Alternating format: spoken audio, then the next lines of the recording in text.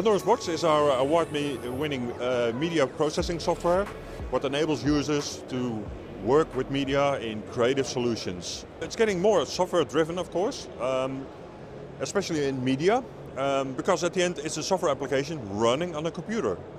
These computers are doing their tasks.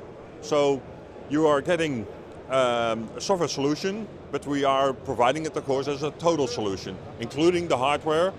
What the advantage is, of course, we are not forcing the hardware. So if somebody is capable of building his own server hardware or its playout machine hardware, we are open to that because we are also just selling the software. It is in a way customizable. There are possibilities, but we also have additional tools to make the interface, for example, because at the end it looks like a video editing system.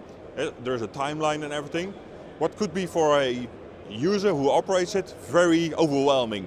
But there are tools to create it simple. Just a simple shot box, the simple buttons, play show, next show, etc.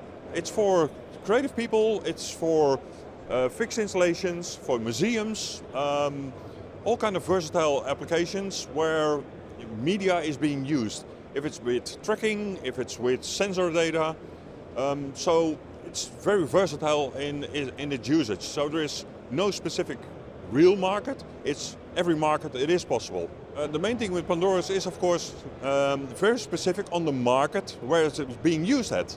Because let's say a museum might be very interested in the interactivity part, where the people looking at the museum can do something with the museum exhibit.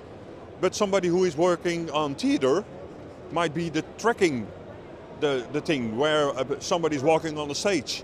A visual artist who's doing projection mapping on the building is the warping capabilities. So it's really per user or per application, I would say almost, there's a really specific set.